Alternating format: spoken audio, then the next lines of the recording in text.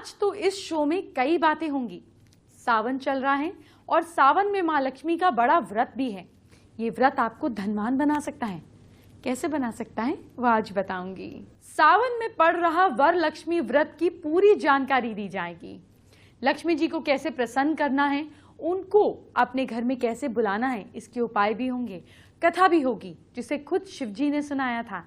आज सावन में शनिदेव को प्रसन्न करने वाले 10 अचूक उपाय भी बताए जाएंगे। कल सावन का शनिवार है, आपको ये उपाय जरूर कर लेने हैं। और हाँ, मॉनसून चल रहा है तो मॉनसून की ड्रेस भी दिखाऊंगी।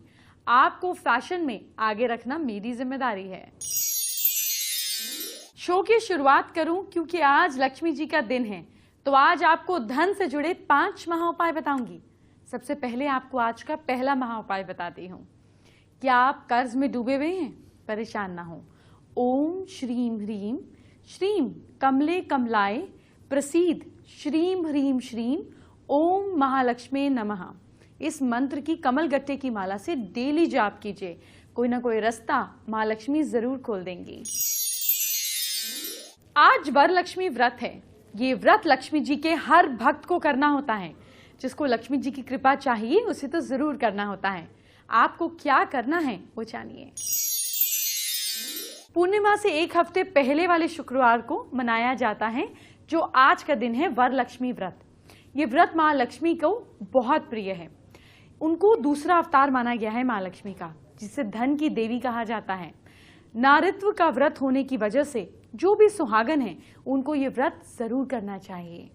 इस व्रत के करने से व्रती को सुख, संपत्ति, वैभव की प्राप्ति होती है।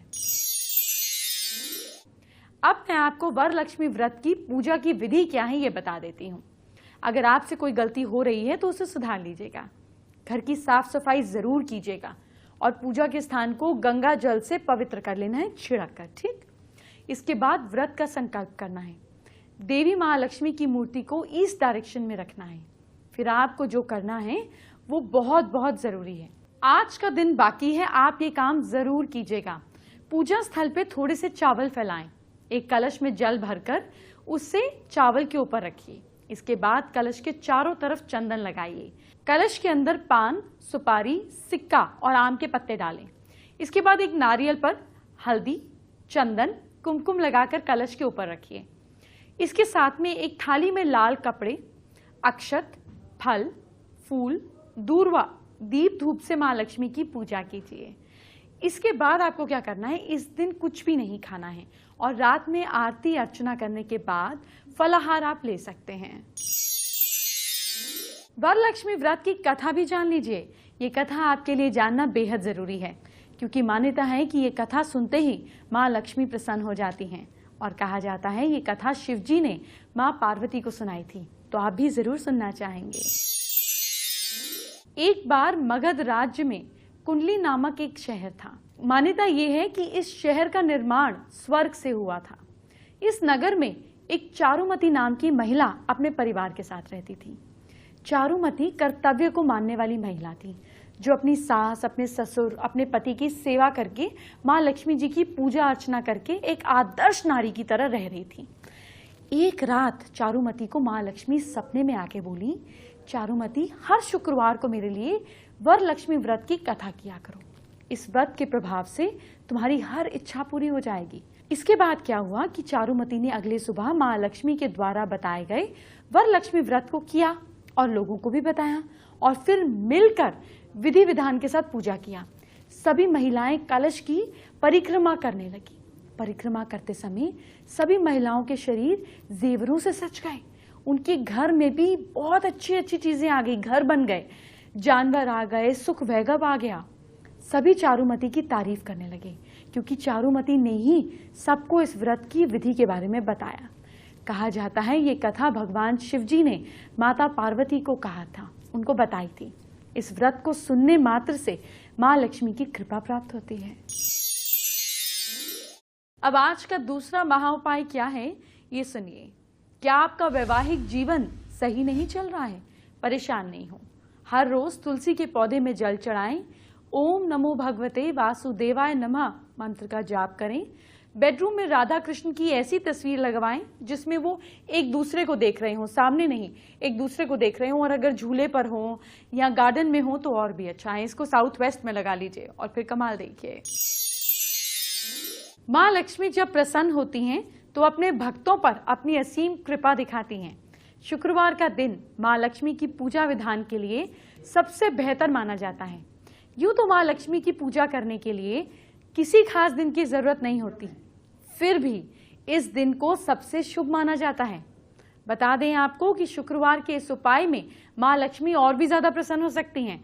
न केवल आपकी धन संबंधित परेशानियां दूर होंगी, बल्कि आपकी आर्थिक स्थिति भी सुधर जाएगी, आपके घर में खुशियां भी आएंगी।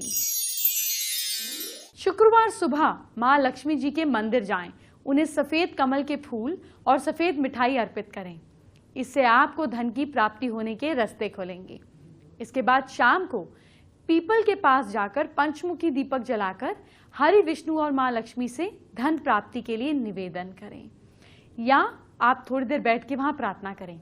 इससे देवी लक्ष्मी आपकी प्रार्थना जल्दी ही सुन लेंगी। इसके अलावा अगर आप जल्दी धन प्राप्त करना चाहते हैं तो दक्षिणावर्ती शंख में केसर मिलाकर दूध भरकर भगवान विष्णु का अभिषेक कीजिए। इसके साथ ही शुक्रवार के दिन सुबह माँ लक्ष्मी के चरणों में श्री यंत्र रखकर पूजन करें। बता दें कि इससे धन संबंधित समस्याएं पूरी हो जाती हैं और आपको दिक्कतों से छुटकारा मिलता है। इसके बाद शाम को घर की उत्तर पूर्व दिशा में गाय के शुद्ध घी में थोड़ा सा केसर डालकर दीपक जलाइए। दरअसल ऐसा करने से आपका रुका हुआ धन आने के योग बनते हैं। मतलब यह है कि लक्ष्मी जी की पूजा करते समय चांदी के सिक्के की भी पूजा करनी चाहिए, थाली में रखना चाहिए। फिर पूजा होने के बाद इस सिक्के को, या और भी सिक्के रखे हैं तो इसे तिजोरी में रख दें। आपको बताएं, इससे तिजोरी में और उसमें रखा पैसा हमेशा भरा रहता है। असर ज्यादा मेहनत करने के बाद आपको अगर आर्थिक तंगी का सामना करना पड़ रहा है तो पीपल के 5 पत्ते लेकर उसे पीले चंदन से रंग दें, बहते हुए जल के पास छोड़ दें या तीर्थ स्थान में छोड़ दें। इससे भी आपको बहुत लाभ होगा। इसके साथ साथ ही शुक्रवार की शाम को देवी लक्ष्मी का चित्र या मूर्ति लेकर उसकी पूजा करें। वहीं पूजा के दौरान माँ लक्ष्मी के चरणों में 7 कौड़ियां भी रख दें। मतलब ये कि पूजा करने के बाद इन कौड़ियों को वहीं रहने दें। फिर आधी रात करीब 12 बजे कौड़ियों को घर में आप किसी भी पौधे के अंदर दबा देते हैं तो धन संबंधित सारी परेशानियां दूर हो जाती हैं। कल से रक्षाबंधन स्पेशल मैं शुरू कर रही हूं सिर्फ आपके लिए, इसलिए आज ही आपको कल की विशेष जानकारी देना चाहती हूं। आप सावन में शनि देव को प्रसन्न कर सकते हैं। जी हाँ, सावन में शनिवार के 10 उपाय आपको बताती हूँ जिससे साल भर आप पर शनिदेव की कृपा बरसेगी। आराम से बता रही हूँ, उपाय नोट कर लीजिए। देखिए, दोनों समय के भोजन में काला नमक और काली मिर्च का प्रयोग जरूर करें। बंदरों को भुने हुए चने खिलाएं और मीठी रोटी पर तेल लगाकर ब्लैक डॉग को खिला दें। अगर शनि देव की अशुभ दशा चल रही है तो मांस, मदिरा, नॉनवेज एंड अल्कोहल का सेवन बिल्कुल ना करें। रोजाना पूजा करते समय महामृत्युंजय मंत्र में ओम नमः शिवाय का जाप करें। शनि के बुरे प्रभावों से मुक्ति मिलती है। घर के किसी अंधेरे भाग में किसी लोहे की कटोरी में सरसों का तेल भरकर उसमें तांबे का सिक्का डालकर रखें। शुक्रवार की रात में 800 ग्राम काले तिल पानी में भिगो दें और शनिवार को सुबह उन्हें पीसकर गुड़ मिलाकर 8 लड्डू बनाएं। किसी ब्लैक घोड़े को खिला दीजिए। 8 शनिवार तक ये काम करें। शनि के बुरे प्रभाव को दूर करने के लिए सैटरडे के दिन काली गाय की सेवा करें। पहली रोटी उसे खिलाएं, सिंदूर का तिलक लगाएं, सींग में मौली बांधें और फिर मोतीचूर के लड्डू खिलाकर उनके चरण स्पर्श करें। रोजाना शनिवार को वट और पीपल के वृक्ष के नीचे सूर्योदय से पूर्व कड़वे तेल यानी कि सरसों के तेल का दीपक जलाकर शुद्ध कच्चा दूध और धूप अर्पित करें। इतना सा दूध डालना है। शनिवार को ही अपने हाथ से नापा 29 हाथ लंबा धागा लेकर ऐसे नापिए। 29 टाइम्स जब फोल्ड हो जाए उसे मोड़कर माला की तरह गले में पहन लीजिए। अब आज का तीसरा महा उपाय क्या है ये बताती हूँ। क्या आपका कारोबार चल नहीं रहा है? शनिवार को 7 हरी मिर्च और 7 नींबू की माला बनाकर दुकान में ऐसे टांगे कि उस पर ग्राहक की नजर पड़े। ऐसा करने पर सारी नेगेटिविटी गायब हो जाएगी। वीकली इसको चेंज भी कीजिए। अब जरा मॉनसून के फैशन की बात कर लेते हैं। आपको कुछ झमाझम मॉनसून के टॉप दिखाती हूँ। फैशन में आपको पीछे नहीं रहने दूंगी।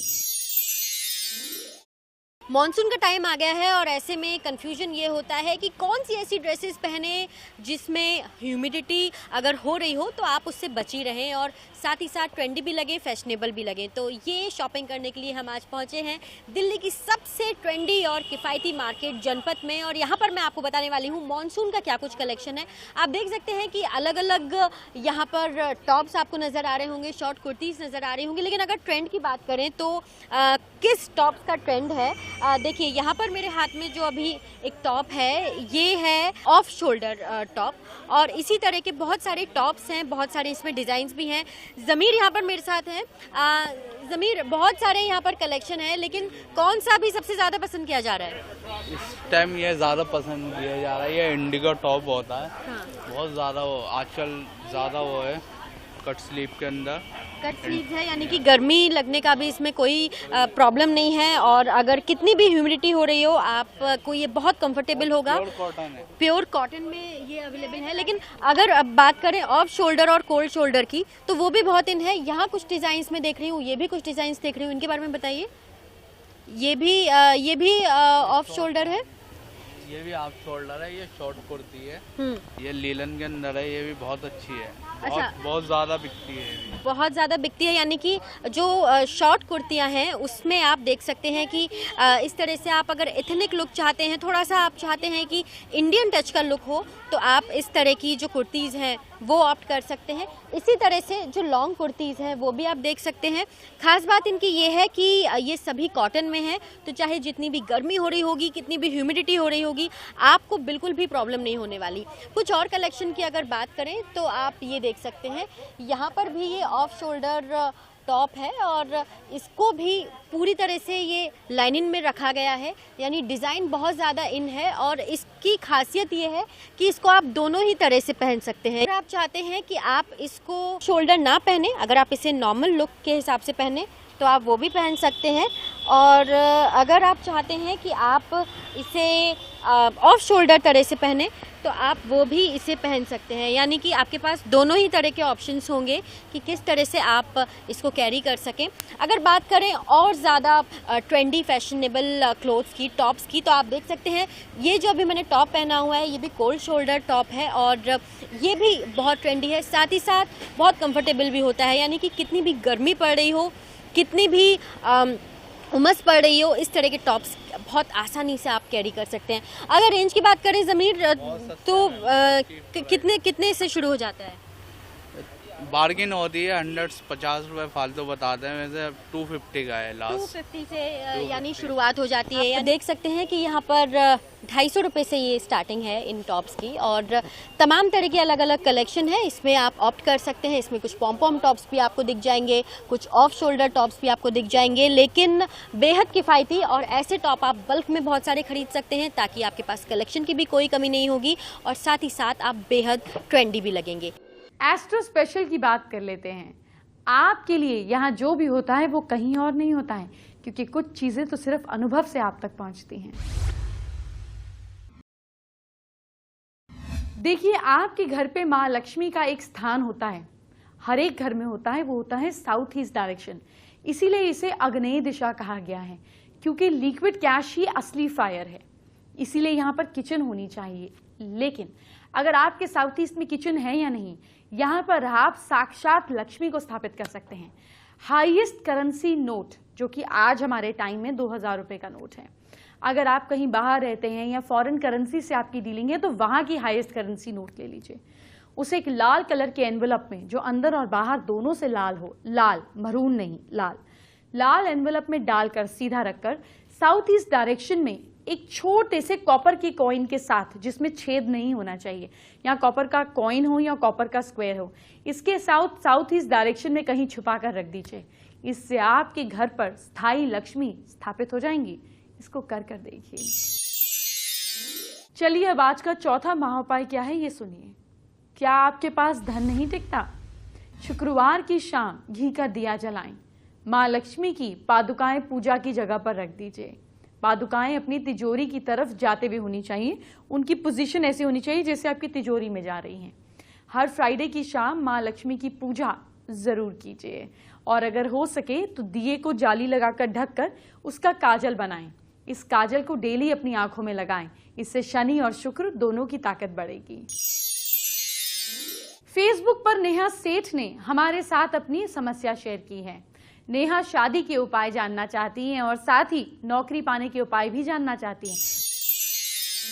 नेहा, शादी के लिए आप एक काम करें, आप 7 थर्सडेज एक छोटी सी कलगी, कितने भी अमाउंट की कोई फर्क नहीं पड़ता, उस पर सफेद पंख लगा हुआ होना चाहिए। इसको आप विष्णु जी को चढ़ाइए और फिर माँ लक्ष्मी को उसके बाद 3 फ्राइडेज आप लाल रंग की साड़ी चढ़ाइए। किसी भी अमाउंट की हो सकती है, इससे फर्क नहीं पड़ता। इस लाल साड़ी को महालक्ष्मी के आगे रख के किसी गरीब सुहागन स्त्री को दान में दे दीजिए। देखिए आपकी शादी का योग कैसे झटपट खुलता है। शो रैप करने का वक्त आ गया है, लेकिन इससे पहले आपको आज का 5वां महा उपाय क्या है ये बताती हूँ। क्या आपके पति आपकी नहीं सुनते हैं? तो ये काम आपको शुक्ल पक्ष में करना है। अमावस्या के बाद से पूर्णिमा तक का जो टाइम होता है वो शुक्ल पक्ष होता है। एक पान का पत्ता लें, उस पर चंदन और केसर का पाउडर मिलाकर रखें। फिर दुर्गा माता जी की फोटो के बिल्कुल सामने बैठकर दुर्गा स्तुति से चंडी स्तोत्र का पाठ 43 डेज तक करें और फर्क खुद ब खुद देखिए। अब जरा कल की बात करने का वक्त आ गया है। कल से हम रक्षाबंधन स्पेशल शुरू कर रहे हैं। जी हाँ, रक्षाबंधन के साथ ही चंद्र ग्रहण भी है। आपको 3 दिन तक चंद्र ग्रहण और रक्षाबंधन की जानकारी दूंगी। अभी चलती हूँ, कल मिलेंगे।